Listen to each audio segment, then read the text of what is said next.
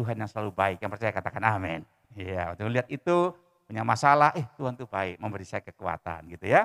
Baik, saudara senang dapat kekuatan? Oke, kita kasih tahu caranya ya. Bukan cuma sekedar lihat jam dinding itu, tapi lihat firman Tuhan. Mari kita akan buka Alkitab kita. Bagaimana kita menjadi orang Kristen yang tengah-tengah pergumulan ini, saudara bisa beroleh kekuatan untuk menjalani kehidupan kita. Buka bersama dengan saya dalam surat 2 Petrus pasal yang kedua. 2 Petrus pasal yang kedua, kita akan membacanya di ayatnya yang ke-9. Ya, 2 Petrus pasal 2, surat 2 Petrus pasal 2 ayat ke-9. Demikian firman Tuhan berkata, sederhana saja, mari sama-sama kita baca yuk satu ayat ini. 1, 2, 3. Maka nyata bahwa Tuhan tahu menyelamatkan apa? Orang-orang saleh dari pencobaan. Dan tahu menyimpan orang-orang jahat untuk apa? Disiksa pada hari penghakiman. Bapak Ibu yang saya cintai dalam Kristus, saya ini ada diutus Tuhan mengembalakan di kota Bontang dan juga Bapak Ibu yang menyaksikan live streaming ini.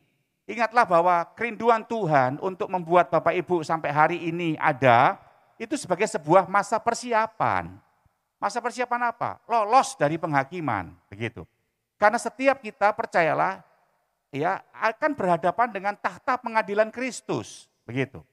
Nah saya berharap supaya Bapak Ibu ini ada pada penghakiman yang pertama, bukan penghakiman yang kedua. Kalau penghakiman yang pertama itu bicara tentang penghakiman untuk pemberian upah. Pada pengadilan Kristus yang namanya dalam bahasa Yunani menggunakan kata bema. Bema ini adalah pengadilan di mana ketika kita diangkat, kita diberikan upah di situ. Nah yang menarik sekali adalah untuk bisa sampai ke pengadilan pertama itu Tuhan bilang begini Bapak Ibu. Supaya kita ini menjadi orang-orang yang saleh. Jadi kalau saudara sudah judul, saya akan berikan judul, ujian kesalehan sumber kekuatan. Gitu. Nah, kalau saudara dan saya mengerti bagaimana maksud Tuhan membuat kita lolos di pengadilan yang pertama, jadilah orang saleh. Gitu. Kata saleh ini dalam bahasa Yunani menggunakan kata eusebeia. Beberapa hari ini saya menulis tentang kesalehan, karena itu yang Tuhan taruh di hati saya. Bahwa hidup kita ini bukan cuma sekedar cukup percaya dan terima Tuhan Yesus selalu berhenti sampai di situ. Enggak boleh sampai di situ Bapak Ibu. Harus ada yang namanya buah, harus ada yang namanya efek dari bagaimana saudara menerima Yesus sebagai Tuhan dan Juru Selamat. Nah saya rindu supaya Bapak Ibu memahami bahwa efeknya itu adalah buah bagaimana dia yang kita terima sebagai, perhatikan, penguasa, pemilik dalam hidup kita. Itu mampu menyalehkan kita. Oh ini suka nih bahasa kalimat ini ya. Allah atau Yesus mampu menyalehkan kehidupan kita. Artinya gini, ketika saya terima Yesus, ya saya berpadan dengan apa yang ada dalam kehidupan Yesus lah. Sehingga saya punya arti sebagai orang saleh. Kata eusebeia, ya sama-sama bilang sama saya, eusebeia, 1, 2, 3. Ya, supaya harus ingat itu. Karena Bapak Ibu kalau cuma percaya Yesus tok, enggak punya eusebeia, enggak masuk surga, percayalah. Makanya di dalam Amanah Surga 37 dan 38 saya tulis, bagi yang pengen masuk surga. Yang kedua saya tulis lagi, bagi yang pengen punya rumah di surga. Gitu. Nah itu kuncinya hanya ketika Yesus mampu menyalehkan kita. Artinya, bahkan saudara tahu kalimat yang disampaikan oleh Yohanes Pembaptis waktu menegur orang-orang Farisi dan ahli Taurat pada zamannya, dikatakan apa? Bertobatlah kamu, kapak telah tersedia di akar pohon. Ya, hasilkanlah buah sesuai dengan pertobatan. Bukti bahwa kita bertobat adalah menjadi orang yang terima Yesus, lalu menjadi orang saleh. Saleh itu bukan di eusebeia punya pengertian, punya sifat kealahan, gitu ya Bapak Ibu. Lalu lucu tuh Bapak Ibu, kita itu ngaku terima Yesus, ya katakanlah jadi orang Kristen lah gitu ya. Tapi Anda dikatakan atau dinilai oleh orang di sekitar kita enggak punya sifat kealahan. Saya percayalah kalau Bapak Ibu bisa sebutkan, coba sebutkan sifat Allah. 1, suci, 2, baik, 3, murah hati. Ya intinya sifat Allah itu dirangkum dalam 9 buah roh itulah Bapak Ibu. Kasih, sukacita, damai sejahtera, ya, kemurahan, kesabaran, kebaikan, kelemah lembutan dan penguasaan diri kan gitu. Itu sebagian daripada sifat kealahan. Enggak ada orang yang ngaku punya eusebeia, yang ngaku punya sifat kealahan, tapi kikir, ya, lalu tersinggungan, lalu ngambekan. Itu bukan Allah enggak mampu menyalehkan Anda. Kenapa demikian? Karena kerasnya hati kita ini Bapak Ibu. Dan itu selalu menjadi problem dari kehidupan Roh Kudus waktu ada dalam hidup kita. Dia berbenturan dengan kerasnya hati kita. Sementara Allah sendiri berkata kepada kita dalam kitab Yeskiel, dikatakan bahwa aku akan berikan kepadamu roh yang lembut, memberikan kepadamu roh hati yang taat, supaya rohku tinggal di dalam kamu. Nah, kata tinggal itu punya pengertian meno dalam bahasa Yunani, yang punya pengertian dia mengendalikan hidup kita. Bukankah Paulus sendiri berkata dalam Galatia pasal 2 ayat 19 dikatakan, hidupku ini bukannya aku lagi, melainkan Kristus yang hidup di dalam aku. Jadi dia yang mengendalikan kehidupan kita. Dan ini perjuangan kita loh Bapak Ibu. Makanya Yesus bilang begini, berjuanglah. Masuk melalui pintu yang sesak dan jalan yang sempit itu. Karena banyak orang yang ingin melaluinya tapi tidak akan dapat. Sudah tahu kenapa? Karena kerasnya hati kita. Sehingga dia masuk ke pintu yang sesak itu nggak bisa. Karena semua sifat kealahan itu dibilang pintu sesak dan jalan sempit. Karena selalu bertentangan dengan pola pikir kita, logika kita, pengertian kita. Makanya Alkitab itu luar biasa ya. Di dalam Amsal pasal 3 ayat 6 katakan, janganlah bersandar dengan pengertianmu sendiri. Akuilah dia dalam segala lakumu. Jadi bukan hidup kita yang kita akui dalam segala laku kita, tapi Tuhan yang kita akui. Dia menuntun kita untuk mengerti kehidupan yang mengerti cara bagaimana punya sifat kealahan. Sekarang kalau saya tanya, yaudahlah Pak Pendeta, bagaimana caranya kita punya sifat kealahan? Loh sederhana, Alkitab berkata begini, Allah mengerti, dikatakan Allah, Tuhan tahu menyelamatkan orang-orang saleh. Menyelamatkan dari apa, saudara? Hanya orang yang dalam bahaya yang disuruh diselamatkan. Ternyata kita punya sifat kealahan, Bapak Ibu, tidak menjamin Bapak Ibu tidak kena masalah. Justru masalah, justru tantangan, justru pergumulan hidup kita itu sebagai sarana buat Tuhan untuk melihat, kamu ini terima aku sebagai Tuhan dan Juru Selamat sudah saleh belum? Gitu loh Bapak Ibu. Jadi Tuhan mampu membuat kita menjadi orang yang dalam kesesakan, mengalami pertolongan karena dia menyelamatkan kita. Kenapa? Dia tersentuh dalam hidup kita, waktu melihat masalah datang tapi tidak membuat kita kehilangan kesalehan. Paham ya Bapak Ibu ya? Jadi sekali lagi, saya ulangin, Bapak Ibu mengerti, ini yang Tuhan berikan buat kita melalui ayat ini. Orang saleh, orang yang sudah terima Yesus sebagai Tuhan dan Juru Selamat, tidak menjamin dia tidak kena masalah. Paham ya sampai sini ya? Justru Tuhan pakai masalah itu untuk melihat sejauh mana dia atau Roh Kudus itu mampu menyalehkan kita waktu kita di dalam masalah. Waktu kita di dalam pergumulan, waktu kita di dalam lembah-lembah baka, waktu kita dalam kesesakan. Justru buatlah Tuhan mampu menyelamatkan, memberikan pertolongan buat kita waktu dia melihat. Ternyata kita tidak pernah jahat, tidak pernah meninggalkan Tuhan waktu masalah datang.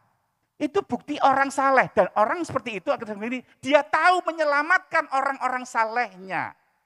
Sehingga dia bisa mengalami kelepasan.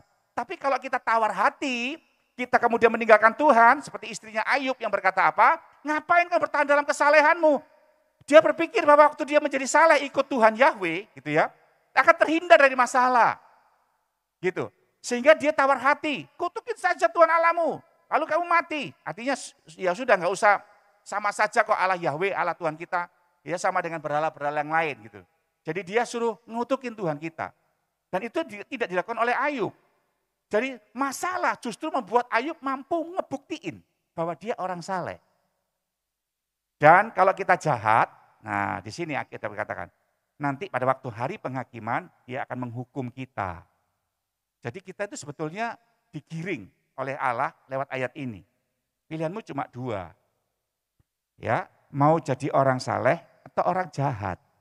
Kalau orang saleh, yuk sama-sama kita jemaat GBI Kelir ya menjaga, tema kita syamar, menjaga mentalitas orang saleh itu di hati kita. Karena orang saleh itu bukan orang yang alim secara lahiriah, bukan. Orang saleh itu orang yang nampak, punya sifat kealahan dalam hidupnya. Kesabarannya, kasihnya, ya, tutur katanya, perilakunya, nanti kita akan lihat lebih dalam. Dan itu dibuktikan oleh kehidupan Ayub. Mari kita lihat Ayub pasal 1 ayat 1. Buka sama saya, Ayub pasal 1 ayat 1, bagaimana Tuhan menyelamatkan dia sebagai orang saleh, karena Ayub menjaga kesalehannya. Ya. Dan lihat yang mengalami ujian. Ayub 1 ayat 1, dia berkata begini, ada seorang laki-laki di tanah Uz bernama Ayub, yang orang itu, apa Bapak, Ibu? Saleh dan jujur. Ia takut akan Allah dan menjauhi kejahatan. Sebetulnya kalau Anda membaca dalam teks bahasa terjemahan yang lain, Bapak Ibu ya, itu kata dan itu tidak ada sebetulnya. Ya, dalam terjemahan firman Allah yang hidup, kata saleh itu dikasih ada garis 2, seolah-olah menjelaskan orang saleh itu adalah jujur, gitu Bapak Ibu. Orang saleh itu takut akan Tuhan. Orang saleh itu menjauhi kejahatan. Nah, kata menjauhi ini benar-benar punya pengertian yang sangat dalam bahasa Ibrani, sastranya bagus banget. Kata menjauhi itu gini, jangankan saya menyentuh, berdekatan aja saya nggak mau. Ingat itu digambarkan oleh Yusuf yang diganggu oleh Tante Poti, ya Pak Ibu ya. Dia melari, betul-betul menjauh. Jangankan mau nyentuh, deket aja saya nggak mau gitu Bapak Ibu. Itu kata menjauhi. Dan ketahuilah di dalam 2 Petrus pasal 2 ayat 9 tadi dijelaskan, Anda baca ayat di atasnya, orang-orang saleh itu setiap hari berkecimpung dengan orang-orang jahat. Orang jahat di sini punya pengertian, bukan orang jahat yang kayak gimana ya. Orang jahat itu sangat sederhana, orang yang tidak punya sifat kealahan. Demi bisnis, ya dia rela nipu. Ya, demi kesenangan demi kesenangan egonya suami rela mukul istri, gitu. Ya, demi reputasinya, ya dia rela bohong, kan gitu. Jadi itu tidak punya sifat kealahan, walaupun dia secara nyata ada di gereja, walaupun secara nyata dia beribadah, begitu. Tapi sifat kealahannya tidak nyata. Dan Paulus berkata begini dalam 2 Timotius pasal 4 ayat 17 dikatakan, ayat 7 bagian B, latihlah dirimu beribadah.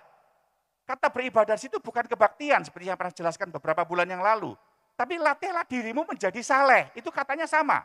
Jadi saleh dengan beribadah menggunakan kata yang sama dalam bahasa Yunani yang artinya eusebeia, artinya sifat kealahan atau godliness. Ya, godliness, ada sifat kealahan dalam dirinya. Dan itu perlu dilatih Bapak Ibu, karena kita ini berkecimpung sama orang-orang, maaf kata dalam tanda petik, hidupnya jahat di sekitar kita. Kita perlu melatih tidak seperti mereka, untuk apa? Punya kebiasaan. Saat tetangga saya, saat orang di sekitar saya tidak jujur, saat di sekitar saya seks di luar nikah, saat di sekitar saya rela untuk korupsi demi keuangannya, saat teman-teman saya bla bla bla jahat-jahat itu, saya tidak seperti itu dan saya perlu melatih.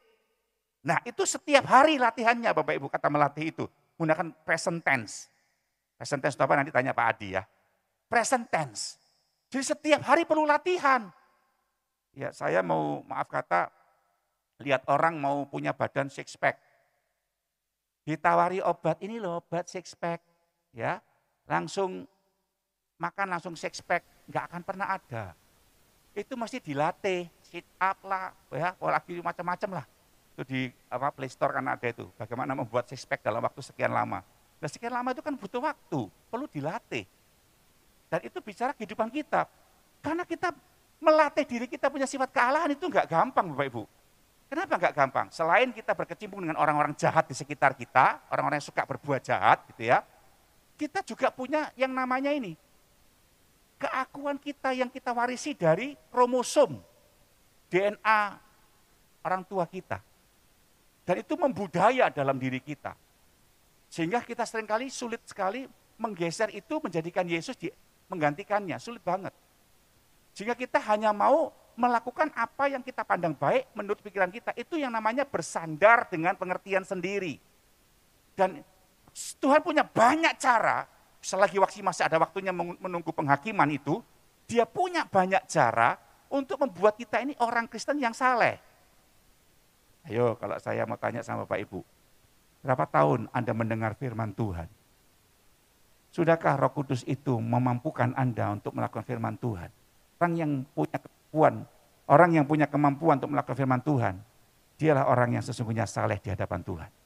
Kejujuran ada padanya, takut akan Tuhan ada padanya, menjauhi kejahatan ada padanya. Dan itu Tuhan ajar buat kita. Pada waktu ini yang saya temukan indah banget Bapak Ibu. Waktu kita menjaga kesalehan kita, kita sedang beroleh kategori atau status sebagai orang yang berbahagia. Sebagai orang yang disebutkan Alkitab diberkati. Karena kita punya kekuatan yang sebetulnya pada waktu orang itu menjadi saleh, dia sedang on the track in God's way. Dia sedang ada di atas tracknya, jalannya Tuhan. Dan orang seperti itulah yang akan diselamatkan Tuhan. Ayah, nggak percaya? Saya akan akhiri dengan ini. Coba kita gali lagi ayat ini ya. Kita buka dalam Mazmur pasal yang ke-84. Kita mulai baca ayat yang ke-6. Kalau di Alkitab elektronik ayat 5. Ya, Mazmur pasal 84, kita akan baca ayat yang ke-6. Di sini indahnya bahwa ujian kesalehan itu ternyata mampu memberikan kita kekuatan ya untuk menjalani hidup ini. Sehingga kau melihat tangan Tuhan nyelamatin kita. Oke?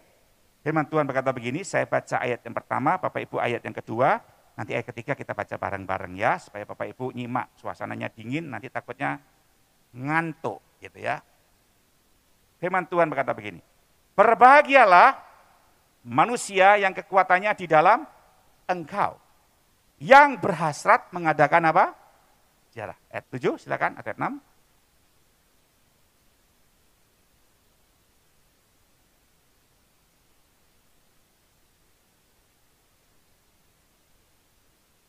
Sama-sama, 1, 2, 3. Mereka berjalan makin lama makin kuat, hendak menghadap Allah di Sion. Saya suka dengan ayat 6 ini, diawali dengan kata ini. Ya, berbahagialah.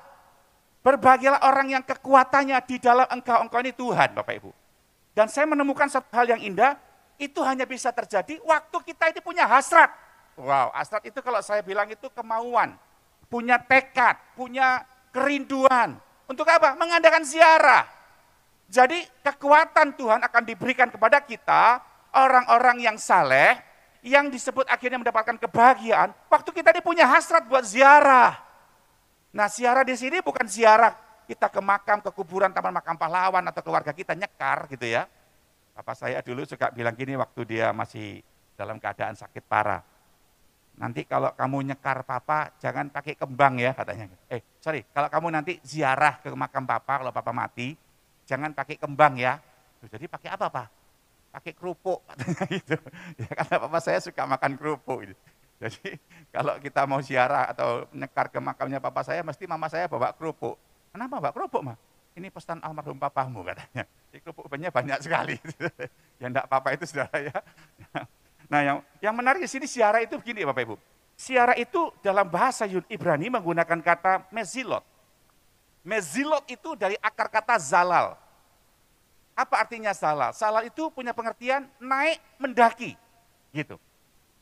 Jadi pada waktu kita jadi orang Kristen, kita harus punya hasrat, punya niat, punya kemauan untuk terus naik mendaki kemana? Ke arah Tuhan, ke arah Gunung Sion Tuhan, ke arah Kristus.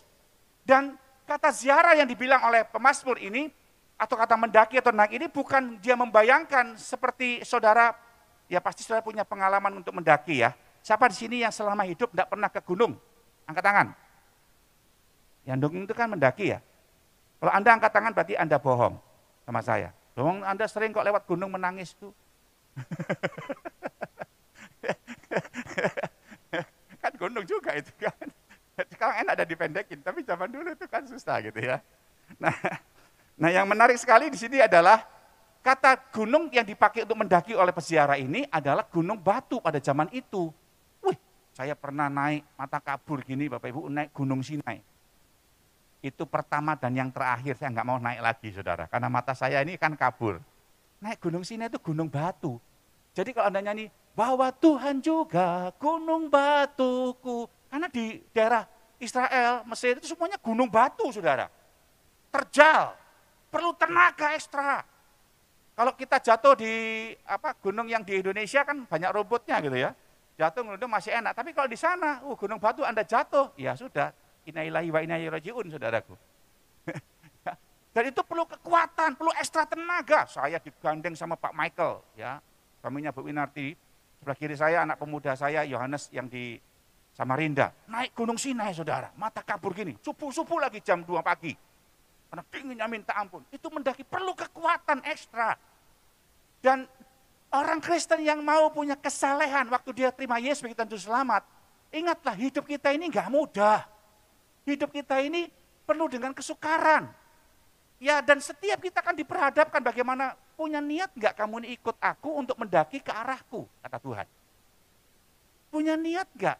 Maka tadi saya bilang, jangan jadi orang Kristen asal Kristen. Pokoknya Kristen minggu ke gereja Pak, Selasa institusi Pak, Kamis ITM. Bukan cuma itu. Tapi mampukah orang yang mau naik mendaki ke arah Tuhan, dia punya kerinduan keubahan hidup seperti sifat kealahan. Dan itu sulit, perlu perjuangan. Anda yang nggak biasa ngampuni, tadi Tuhan suruh ngampuni, punya sifat kealahan. Itu perlu perjuangan loh Bapak Ibu. Anda yang biasa pelit, tiba-tiba punya kehidupan menabur, itu perlu perjuangan. Kenapa? Merontokkan logika kita, merontokkan pengertian kita, yang selama ini kita pakai buat jadi sandaran. Dan itu perlu, Tuhan, rasanya berat banget ya Tuhan ya, saya suruh doa pagi Tuhan ya. Rasanya berat banget baca renungan ya. Saya itu biasanya juga baca, yang hoax-hoax itu saya juga baca. Tapi suruh ganti baca mana surga, kok rasanya berat ya. Itu perlu perjuangan saudara. Dan itu harus ada di dalam hati kita, waktu engkau berhasrat. Aku enggak mau jadi Kristen yang GGD. Kristen yang gitu-gitu doang Tuhan. Aku harus naik. Istriku minimal, suamiku minimal. Melihat aku ini naik, mendaki. Berat, enggak apa-apa Tuhan. Tapi aku ini punya hasrat. Sehingga saya beroleh yang namanya kategori berbahagia. Kata berbahagia ini dalam bahasa Ibrani, bahasa aslinya menggunakan kata asri. Orang Jawa bilang asri, ada Bu Asri di sini ya. Itu kalau asri itu bahasa Ibrani yang artinya diberkati. Jadi kalimat atau ayat ini dibuka dengan kata diberkati. Orang yang kekuatannya di dalam Tuhan. Jadi kalau boleh saya gabung Bapak Ibu, orang yang ada di dalam yang namanya kerinduan mau mendaki ya di jalannya Tuhan, dia beroleh berkat. Dia beroleh kebahagiaan. Dan itu akhirnya disebut dengan kekuatan saya. Kekuatan saya untuk menjalani kehidupan saya. Ketika sudah dalam pergumulan, kesesakan, ya dalam mungkin bukan cuma sekedar kesesakan soal finansial, bukan soal kesesakan soal yang namanya problem rumah tangga atau dengan lingkungan atau pekerjaan saudara. Tapi yang paling berat adalah kesesakan soal karakter Bapak Ibu. Perilaku kita, perangai kita, egonya kita, itu pergumulan yang paling berat, yang Anda harus berhasrat untuk naik, bersiarah dengan Tuhan, mau berjumpa dengan Tuhan di Sion. Dan itu Sion adalah gambaran Kristus. Saya harus jadi seperti dia, sehingga saya beroleh kekuatan. Jadi kalau Bapak Ibu di dalam kehidupan saudara, ya, menghadapi masalah, Anda seperti nggak punya kekuatan, saya khawatir Anda tidak ada jalan, Anda tidak sedang berada di tracknya Tuhan. Anda sedang tidak berada di jalannya Tuhan, makanya engkau enggak punya kekuatan. Setiap kita, apalagi di masa pandemi ini, mungkin beberapa dari kita sedang mengalami yang namanya fase-fase kesesakan double, gitu ya. Fase-fase di mana kita mengalami pergumulan yang sepertinya setiap kita akan mengalami hal yang masa kesesakan. Tapi sekali lagi, kekuatan itu akan kita dapat waktu kita sadar saya ada di jalannya Tuhan. Hidup saya mau saleh di dalam masalah ini. Itulah pergumulan saya. Itulah kehidupan saya. Mungkin beberapa saudara tidak mengalami fase ekonomi. Mungkin beberapa saudara tidak mengalami fase yang namanya tekanan finansial ya. Tapi sekali lagi yang namanya proses itu akan selalu kita jalanin. Dan Tuhan pengen ngebuktikan kekuatannya buat kita. Dan kekuatan Tuhan bisa kita dapat waktu saudara dan saya ada di jalannya Tuhan. Ada di tracknya Tuhan. Kata ziarah itu dalam terjemahan yang lain Bapak Ibu, ya dalam terjemahan Pesita, Bapak Ibu ya, mungkin ini hanya orang teologi yang tahu terjemahan Pesita. Pesita itu menjelaskan kata ziarah itu diterjemahkan dengan kata jalan-jalannya Tuhan. Ya, kalau boleh saya sederhanakan, jalan yang pernah dilalui. Jadi orang yang berhasrat mengadakan ziarah, itu adalah dia sudah mengikuti jalan-jalan yang ditinggalkan Tuhan. Itu maksudnya Bapak Ibu, kata ziarah itu. Hebat ya kitab kita nih ya, satu kata pendek aja kita gali, kita kepoin, wah keren. Kita akan tertuntun jadi orang saleh. Saudara. Jadi ada tokoh-tokoh Alkitab yang telah meninggalkan jalan yang mendaki ke arah Tuhan. Itu yang harus kita ikuti. Dan dalam hal ini, lihatlah tokoh Kristus Yesus yang telah meninggalkan jalan buat kita.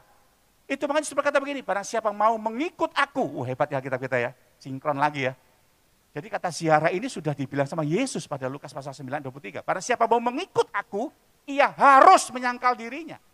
Pikul salib saben hari dan mengikut aku. Mengikut itu kan di belakang, artinya ziarah. Saya sedang mengikuti jalannya Tuhan, ini ziarah. Jalannya Kristus bukankah jalan kesalehan? Bukankah jalannya Kristus adalah jalan sifat kealahan? Ayo. Waktu kita ikut jalannya Yesus bersiarah itu Pak Bu, saya beroleh kekuatan. Kekuatan itu membuat saya tidak murtad, tidak ngutuki Tuhan, waktu kesesakan itu datang. Yang paling sederhana begini, waktu saya beroleh kekuatan itu membuat saya tidak salah reaksi. Waktu hati saya diproses. Saya enggak salah reaksi, saya tidak salah bersikap hati, waktu lembah baka saya jalani. Dan setiap kita akan dibawa melewati lembah baka dan Tuhan berikan garansi. Anda akan beroleh kekuatan waktu engkau tetap ada di jalan kesalehanmu. Ngikuti teladan Kristus itu. Mengerti sampai di sini Bapak Ibu? Ya, nah kalau Anda ngerti nanti sore saya ulang lagi deh. Ya, supaya betul-betul saya di tugas ini waktunya udah sangat singkat loh. Bapak Ibu harus jadi orang saleh. Kalau mau masuk di bangkai hikmahnya pertama, saya kan cuma menawarkan. Saya cuma sekedar, ya enggak bisa paksa karena Anda punya kehendak bebas gitu. Anda mau ngegas, mau ngotot dengan pikiran Anda, pengertian Anda sendiri itu hak Anda Bapak Ibu ya. Saya kan cuma sebagai penjaga. Enggak boleh gitu loh, harusnya gini. Ya kalau Anda tidak nurut ya silakan masuk pengadilan yang kedua nanti ya. Anda pengadilan yang kedua itu namanya dalam bahasa Yunani arasiputi. Arasiputi yang artinya pengadilan untuk memberikan hukuman di situ bagi orang-orang jahat. Dan jangan bilang orang jahat itu orang yang tidak kenal Kristus ya. Bukankah dalam Matius 7 ayat 21 23 berkata gini, pada hari terakhir ya banyak orang berseru kepadaku, Tuhan, Tuhan, itu orang Kristen kan? Bukankah aku berbuat demi namamu? Orang Kristen kan? Pendeta lagi itu malahan. Bukankah aku mengusir setan demi namamu? Itu pendeta. Orang Kristennya punya urapan tuh, orang Kristen tuh. Ya kan? Ya. Bahkan aku menyembuhkan orang sakit demi namamu. Tapi pada waktu itu aku akan berterus terang kepada mereka. Aku tidak mengenal kamu, menyalahi kamu sekalian pembuat kejahatan. Kapan terus terangnya Tuhan? Waktu kita ketinggalan tidak terangkat. Jadi mari hari ini yuk kita belajar, melatih. Untuk kita ini mudah dibentuk. Supaya kita jadi orang saleh. Karena ini tanggung jawab saya sebagai gembala di tempat ini. Untuk ngingetin semua keluarga besar GPI Kelir Bontang. Yuk jadi orang saleh. Jangan main akal-akalan. Jangan jadi orang Kristen-Kristenan. Belajar serius dengan Tuhan. Ikutin, ziarah. Saya mau Tuhan, saya mau. Saya mau jadi orang murah hati. Saya mau jadi orang penuh kasih. Saya mau jadi orang jujur. Saya mau jadi orang menjauhi kejahatan. Saya mau Tuhan. Saya mau ikuti jejakmu ini. Itu sifat kealahan dalam diri kita. Dan saya mau melatihnya. Itu orang yang mau naik, mendaki, walaupun berat, Bapak Ibu ya. Dan setiap kita pasti dibawa untuk melaluinya, yang namanya lembah baka. Ayo kita lihat ayat berikutnya tadi dikatakan, ayat yang ke-7. Apabila melintasi apa? Lembah baka. Kata apabila ini bicara meneguhkan apa yang tadi dikatakan di dalam 2 Petrus pasal 2:9 tadi. Ya. Tuhan mampu menyelamatkan orang saleh dari segala pergumulan atau penderitaannya. Itulah yang dimaksudkan di ayat ini sebetulnya. Kok bisa ya ada orang yang tadi katanya berbahagia, beroleh kekuatan Tuhan, orang yang tadi berhasrat mengadakan ziarah, kok bisa ya dia dibawa melintasi lembah baka? Apa ini lembah baka? Kalau nggak salah Bapak Ibu pernah ingat, saya sudah jelasin, lembah baka itu merujuk ya kepada sebuah kata tanaman namanya balsam. Balsam ya. Di lembah baka itu namanya lembah itu kan turunan ya. Kita orang-orang yang saleh saat-saat ini pasti dibawa melintasi itu. Percayalah Bapak Ibu. Sekali lagi, fase kesesakan lembah baka itu bukan soal cuma sekedar kesulitan ekonomi. Bukan soal susahnya nyari pekerjaan. Bukan cuma soal susahnya ya usaha atau dagang. Bukan itu. Lembah baka itu fase-fase di mana kita ini di lembah baka atau balsam itu tanaman yang daunnya itu berduri, berdekatan, seperti sisir. Ya, tapi dia lembut, berduri. Nah pada waktu ada angin bertiup ke lembah baka itu, ke tanaman-tanaman balsam itu, gitu ya, maka durinya ini kan menimbulkan bunyi. Menimbulkan bunyi yang seperti orang merintih, seperti orang menangis, seperti orang sedang menjerit kesakitan. Itu makanya dibilang, kalau kamu melintasi lembah baka. Saat ini banyak orang yang, ya mungkin beberapa dari kita, ada yang merintih, menjerit, menangis karena bergumul soal ekonomi. Ada yang bergumul soal suaminya. Ada yang bergumul menangis, merintih, bergumul soal pekerjaan atau dagangannya. Tapi setahu saya rintihan yang paling berat dalam roh kita paling dalam, itu adalah rintihan ketika karaktermu diproses. Ketika perilaku kita, watak kita yang tidak sesuai dengan keinginan Kristus diproses sampai kau merintih dalam rohmu. Tuhan, aku tidak biasa begitu, tapi kenapa saya harus begitu Tuhan? Firman-Mu kok keras, dia merintih saudara. Seperti orang sakit bersalin. Dan setiap kita akan dibawa ke sana loh Bapak Ibu, melintasi. Pesan saya sebagai seorang gembala, sebagai seorang ayah, rohani saudara, sebagai seorang hamba Tuhan, ya Bapak Ibu. Tetaplah ada di tracknya Tuhan. Saya punya hasrat untuk saleh Tuhan. Apapun, sampai Daud bilang tadi, saudara tahu Daud saking rindunya dia di tracknya Tuhan. Sakingnya dia rindu di jalannya Tuhan. Dia nyanyi saudara, dia bilang apa? Sekalipun batinku dan dagingku habis lenyap gunung batuku. Jadi Tuhan sekalipun batin sakitin orang. Daging itu bicara tentang lahiriah, materinya mungkin, jabatannya mungkin, pangkatnya mungkin. Ya, sedang di dalam dihabisin Tuhan di lembah baka. Tuhan bagianku tetap selama-lamanya adalah Engkau gunung batuku Tuhan. Gunung batu itu beda dengan gunung-gunung yang lain saudara. Itu kokoh.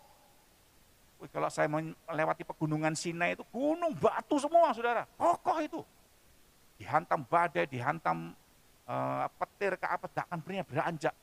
Kokoh sekali. Dan Daud menggambarkan Tuhan. Apapun yang terjadi dengan batin saya, Tuhan tak mau disakiti kan, tak mau dilukain kan, diproses kan, apapun yang terjadi dengan daging saya, ke harta saya, ke uang saya, ke Tuhan, kau tetap bagianku, Tuhan, aku mau berhasrat ziarah, naik ke arah gunung Tuhan. Itu Bapak Ibu. Dan kau akan beroleh kekuatan, kau akan berbahagia, beroleh berkat Tuhan. Karena kita sampai kata begini, dikatakan di ayat berikutnya, ya, bahkan hujan, mereka membuatnya menjadi tempat yang bermata air. Ya, kata membuatnya ini dalam bahasa Ibrani ya, menggunakan kata yesituhu. Yesituhu itu bukan membuatnya.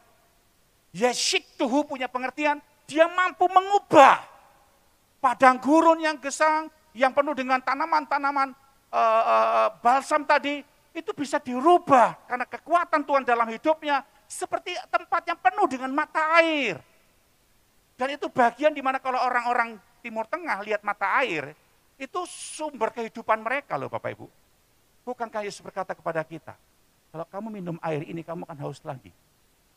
Tapi kalau kamu minum air yang kuberikan kepadamu, kamu tidak akan haus untuk selama-lamanya, dan kau akan beroleh hidup yang kekal.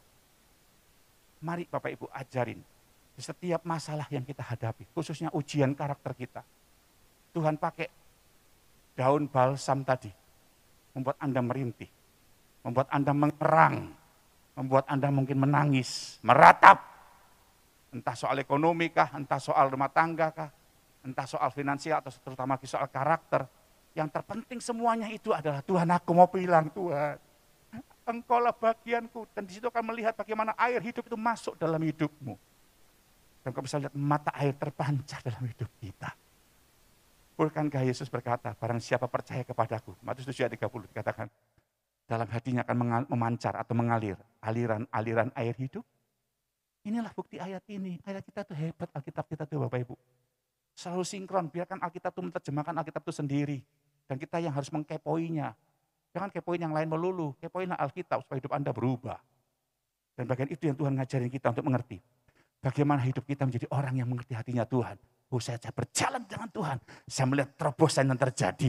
Lembah baka bisa menjadi tempat yang penuh dengan mata air. Dan mengubahnya siapa? Allah di dalam diri saya. Yeshituhu, saya menjadi orang yang mendapatkan kesegaran. Ketika saya menangis, ada yang memberikan saya tisu atau pertolongan. Ketika saya melihat bahwa ada kehidupan di dalam sebuah kesesakan, itu sukacita saya itu mata air. Dan mata air dan sejati yang bisa berikan dalam hidup kita adalah Allah sendiri dan Yesus yang memancarkan kasih-Nya buat kita. Pasti aja mata air. Jangankan mata air ya, saya lihat air mata ini aja saya senangnya minta ampun.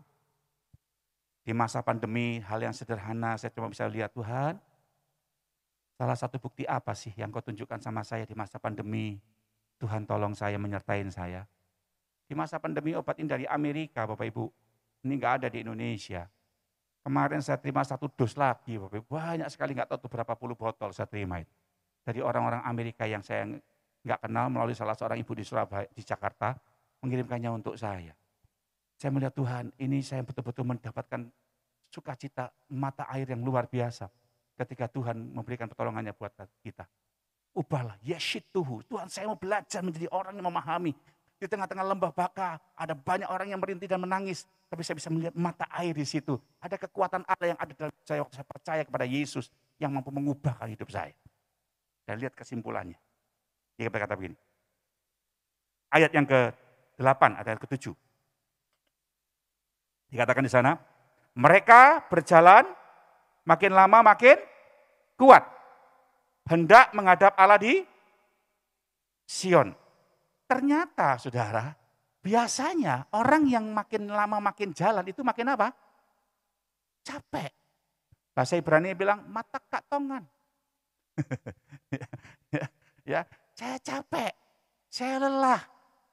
Ada orang ya mungkin menikah dengan pasangannya nggak berubah-berubah. Tapi sampai hari dia bisa bertahan, kenapa? Oh, dia punya kekuatan, dia berbahagia, dia bisa menghadapi pasangannya yang mungkin temperamental. Dia bisa menghadapi mungkin ya teman-teman bisnisnya yang nggak sesuai dengan karakter Kristus, dan dia bisa bertahan, dia tak bisa mencerminkan pribadi dalam hidupnya. Itu orang yang berjalan makin lama makin kuat. Dalam bahasa Ibrani dikatakan Mechayil el Hayil. Makin lama makin kuat. Mechayil, hanya dibuat kayak berdahak sedikit. Mechayil el Hayil. Sama saya yuk, Mechayil el Hayil, 1, 2, 3. Udah bisa berangkat ke Israel nih kayaknya. Mechayil el Hayil. Jadi makin lama makin kuat. Saya 24 tahun mata kabur begini, makin lama makin kuat. Kenapa? Karena saya ada di tracknya Tuhan. Saya ada di jalannya Tuhan. Belajar punya sifat kealahan. Saya menjaga kesalehan. Sekarang prosesnya banyak, nggak gampang. Tapi sekali lagi proses itu datang untuk ngebuktiin sejauh mana kita saleh dengan Tuhan. Sejauh mana kita mampu ngebuktiin mengenal Tuhan sehingga saya menjadi saleh karena pengenalan saya dengan Tuhan. Itu yang terpenting Bapak Ibu. Bukan bagaimana Anda, ya kalau maaf kata nih Anda berguna pekerjaan, hari Anda dikasih pekerjaan. Jadi direktur, gampang sekali Tuhan itu. Iya, bisa. Bapak Ibu yang dalam keadaan hari ini lagi menanti pemulihan ekonomi, Tuhan datang sama saudara dengan caranya yang ajaib membuat Anda diberkati dalam waktu sekejap, itu mudah sekali. Ya sama kayak khotbahnya Ahwi beberapa minggu yang lalu itu. Untuk mengeluarkan untuk mengeluarkan orang Israel dari Mesir, itu gampang. Tuhan buat 10 tulah, Tuhan buat laut terbelah, oh gampang banget ya. Tapi coba Anda lihat, untuk ngeluarin sifat Mesir dalam diri orang Israel, sulitnya minta ampun. Ya enggak sih? Sampai dibawa Tuhan, tinggal mau masuk tanah perjanjian karena mereka tegar tengkuk. Balik lagi dibawa Tuhan berputar-putar sampai tidak ada satu orang pun yang keluar dari Mesir yang selamat masuk tanah perjanjian, termasuk Musa, saudara. Oh iya, kenapa? Karena susahnya ngeluarin sifat. Bukankah itu gambaran kita? Kita ini nggak bisa saleh karena sifat Mesir selalu ada dalam diri kita. Disuruh rendah hati aja sulitnya minta ampun, sukanya gila hormat. Disuruh minta ampunnya susahnya minta ampun, sukanya ya mau menang sendiri. Disuruh menabur susahnya minta ampun, itu demi kebaikannya sendiri. Kulitnya minta ampun. Kenapa? Itu sifat Mesir. Tidak punya sifat kealahan. Sifat kealahan itu bagian di mana Tuhan mengajar kepada kita. Bahwa semakin saya dalam pergumulan lewati lembah baka, saya kian lama kian berjalan, saya semakin kuat. Kenapa? Karena saya menghadap Allah di Sion. Menghadap Tuhan, Sion itu bicara dengan Kristus. Saya berjumpa dengan Allah lewat kehidupan Kristus. Dari hati saya mengasihi Tuhan, saya ingin mengajak Bapak Ibu, yuk sama-sama kita ketemu di pengadilan Kristus yang pertama ya. Saya ingin ngajak Bapak Ibu, yuk kita belajar saleh. Suami-suami ingetin istrimu waktu istrimu mulai judes. Belajar saleh yang Maya, berjuang saleh. Dan itu ketetapan loh Bapak Ibu. Gak percaya? Terakhir kita buka. 2 Petrus 3 ayat 11. 2 Petrus pasal 3 ayat 11. Nih. Sama-sama kita baca, sambil kita bangkit berdiri. Oke. Pemain musik boleh maju ke depan. Dan tim BW ya. Lihat baik-baik ayat ini. Sudah ketemu? Siap? Kita baca baik-baik ya. 1, 2, 3. Jadi, 2 2 Petrus 3:11, 1, 2, 3. Jadi jika segala sesuatu ini akan hancur secara apa? Betapa suci dan salehnya kamu harus hidup. Semuanya itu akan hancur. Anda menantikan mujizat sekalipun, Anda menantikan pemulihan sekalipun, jagat raya semuanya akan hancur. Dan itu kita sampaikan begini, dengan kesalehan kita ini mempercepat kedatangan Tuhan. Ayo kita percepat kedatangan Tuhan. Supaya Anda belajar, oh Tuhan ternyata waktu saya harus suci, tidak ada pilihan lain. Betapa kamu harus suci dan saleh. Harus, tidak boleh tidak. Karena kita akan berhadapan dengan pengadilan Kristus. Jadi hari ini masa-masa Anda, Tuhan kasih Anda hidup bersama dengan saya. Masa-masa kita harus belajar, Tuhan semuanya akan hancur. Orang dunia bilang kiamat. Dan itu sudah sangat singkat waktunya. Yuk selagi masih ada waktu ini, kita berkarya dalam kesalehan kita. Jaga kesalehan itu. Supaya hidup Anda menjadi pribadi yang berkenan dipandang di mata Tuhan. Nyanyikan pujian ini.